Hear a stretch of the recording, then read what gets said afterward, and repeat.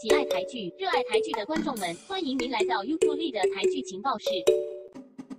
大家好，这次小编又来一个新的尝试。这支影片将会来介绍一下一部刚刚播完最终回，赢得不错口碑的一部戏剧《若是一个人》里的角色和剧情。在开始前，如果观众们还没欣赏这部优质的戏剧，可以到 Catchplay 和 Netflix 观看，也可以在接下来的1分钟了解一下哦。这是一个挑战一个人的极限的故事。女主角方佳莹是一个文字编辑，在她家人相继离世和移民后，加上1年前跟认识多年的男友大和分手后，家里就只剩她一个人。在大和在众人面前宣布和新女友结婚后，于是他便决定要挑战过着一个人的生活，踏上一个人的无尽旅途。他自己一个人去旅行，吃年夜饭，看海，搬屋，甚至是去动手术。在他的一个人的路上，他一直遇到不少影响他生命的人，有对他展开追求的博仔，不爱束缚的怡瑞，阔达洒脱的碧莲姐，渴望2个人的庆芬，为了幸福而放弃家庭的立辉，以及忠于一个人的志明。最后，佳莹会如何选择自己的未来？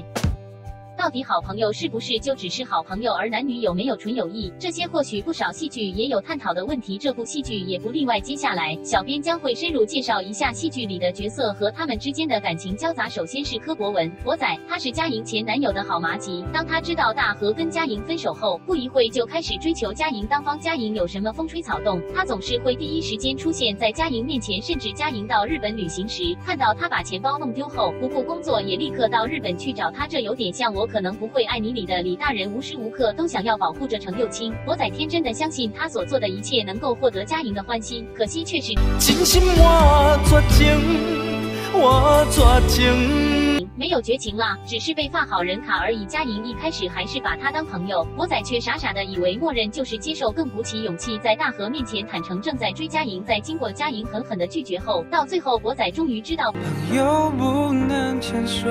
另一个叫丁志明，是佳莹做访问时认识的。他跟方佳莹差不多，也是同样过着一个人的生活，但比起来志明的孤独似乎像是与生俱来的。他从小没有爸爸妈妈，也在年幼时抛弃了他，然后他就在舅舅家寄人篱下。成年后，为了不想麻烦他们一家，立刻搬了出去。大学毕业后，再到农场工作，过着习惯一个人生活的日子。直至在一次访问中遇到方佳莹后，是他让志明开始对要不要坚持一个人的想法改观，甚至还让志明有勇气跟他那在外流浪的妈妈和解。志明虽然口里没说，但确实很感激佳莹让他的家人团聚，渐渐对佳莹产生兴趣，最后还鼓起勇气跟佳莹告白。丁志明的条件其实也不差，为什么他宁可一个人，甚至还把自己自我隔离在凡尘中，把其他人推得远远的？可能就是他不想把以前因为跟人有交集而令自己再次受到伤害吧。那为什么丁志明最后能够得到佳莹的倾心，而为什么博仔却不行呢？那就是博仔把方佳莹当作是他生命中的全部，难听点就是太工具人啦。其实他不太懂方佳莹，尽管佳莹也同样想要展开新的幸福，但他用尽力气，大和依然存在于他的生命，而博仔的存在也可算是大和的延续。毕竟分手后爱上前男友的麻吉这件事传出去也不好听，同时也会让大和尴尬，甚至这会损害大和和博仔的友情。对面面具人的佳莹来说，他并不希望因为自己的缘故而弄得两败俱伤，而丁志明这样的佛系男人，对佳莹而言，大家的背景相近，也是向往一个人，甚至他们还来挑战一个人的经历，这样相对博仔的死缠烂打，自然也比较让佳莹接受吧。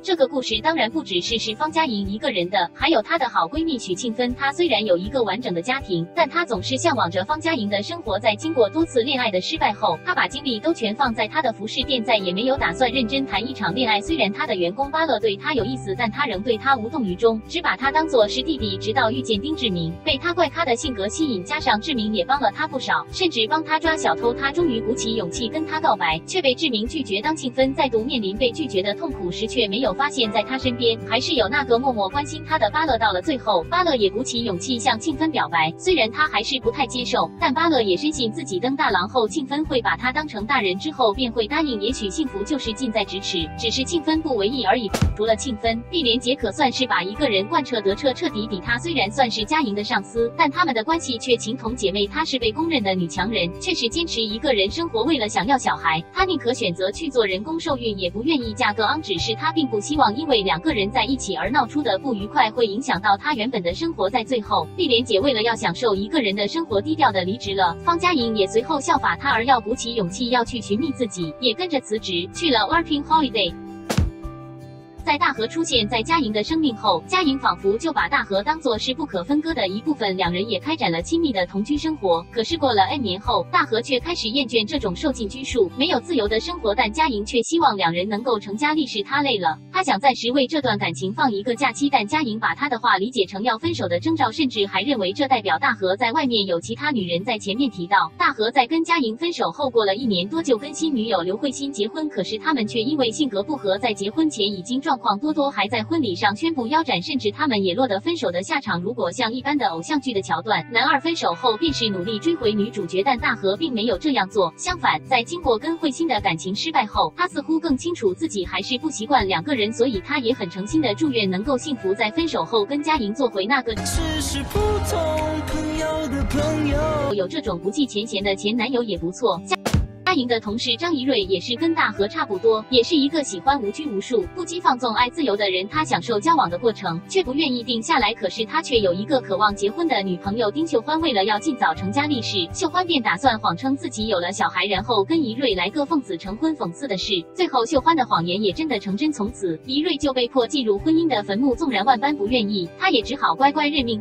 丁立辉，她是志明的妈妈，但自从她不小心怀了志明，她的人生从此就被这孩子束缚着。为了要找到幸福，她宁可抛弃儿子，把他交给哥哥后便离家出走。多年，她确实也交过不少男朋友，但终究还是找不到幸福，更不用说是长期饭票。所以她晚年的生活非常潦倒。但为了不让志明看不起她，立辉仍装作自己很幸福很美满，没有志明也很好。直到嘉莹那一次一个人动手术时，刚好碰到立辉来做肿瘤切除手术，嘉莹把立辉患病的遭遇告诉志明后，志明才知道自己的母亲这么多年来一点也不好过。立辉万般不想让儿子知道他的遭遇，只是不想让儿子多一份牵挂。志明虽然也是很怨恨他妈，但他还是把立辉接回家里照顾。最后立辉还是病情复发而离世，但不管如何，他们总算没有遗憾了。立辉长久以来的心结也解开了。在这一个人的故事里，而最令人意外的就是最终回的男男恋和女女恋。大河的好麻吉 Kenji 已经有了未婚妻美纯，但 Kenji 和美纯虽然都不是异性恋，但正因为这个原因，两人基于别人的目光，无法喜欢自己尬意的人，唯有勉强大家在一起，掩饰是一男一女的婚姻，只是等待有一天当喜欢同性不再被有色眼镜看待，也许他们就可以名正言顺追求自己的幸福。如果这些桥段能够早1-2集透露线索，或者不会来的有点突然。一个人对你而言会是什么？正如丁志明的话，讲到底，咱拢是一个人，来的时阵是，离开的时阵嘛是同款。或许基于传统观念，一个人常常会被标签为孤僻、耍自闭、怪咖这些污名，久而久之，大家会为了不让别人说闲话，努力把自己塑造成为那个群体的一部分，却在不知不觉间发现自己已经慢慢褪色，渐渐就会成为他。他们有时候花1天时间，甚至是一个午饭的时间，找回自我，找回一个人的价值。当然，这也不是希望观众只活在自己的世界里，毕竟目中无人也是走向另一个极端，不太可取。但是一个人其实也不是哈米，可耻的是只是一个人和这群人其实是互补不足，缺一不可。如何在这两者找到平衡，才是可取之道吧。